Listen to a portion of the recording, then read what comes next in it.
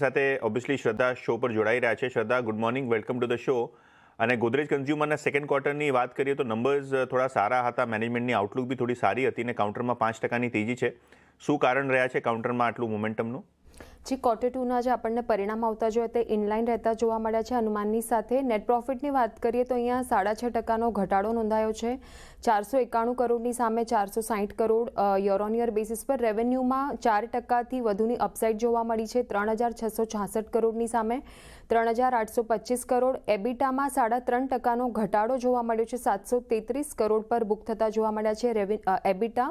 અને માર્જિન્સની વાત કરીએ તો 20.7%ની સામે લગભગ 19%, એટલે ઓલમોસ્ટ ફ્લેટ રહેતા જોવા મળ્યા છે. કંપનીને 30 કરોડનો એક્સેપ્શનલ લોસ થતો જોવા મળ્યો છે. ઘરેલું વોલ્યુમની વાત કરીએ તો એમાં 3%નો ગ્રોથ નોંધાયો છે.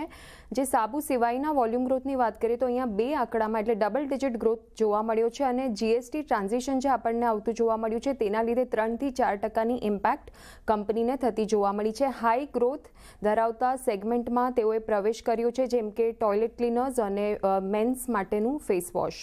ત્યારબાદ કંપની તરફથી મેનેજમેન્ટ તરફથી ગાઈડન્સ આપવામાં આવ્યું છે. તેઓનું કહેવું છે કે ઘરેલું માર્જિન્સ છે તે હવે બોટમડ આઉટ થતાં તેઓને લાગી રહ્યા છે. અને સેકન્ડ હાફ જે છે એટલે કે ઓક્ટોબરથી લઈને માર્ચ 2026 એમાં માર્જિન્સ 24થી લઈને 26%ના રેન્જમાં એ હિસાબેના જો ગાઈડન્સ છે તેઓ તરફથી આપવામાં આવ્યું છે તેના લોઅર એન્ડ પર રહેતા આવતા જોવા મળી શકે છે. પામ તેલના ભાવમાં ઘટાડો થવાથી કંપની સેકન્ડ હાફ FY26માં માર્જિન રિકવરી માટે અત્યારે સારી સ્થિતિમાં છે. વેલ્યુએશનની વાત કરીએ તો FY27 માટે 43 ટાઈમ્સ EPS પર ટ્રેડ થતો જોવા મળી રહ્યો છે. અને સ્ટોક અત્યારે આપણને 4.5%ની આસપાસની તેજી બતાવી રહ્યો છે.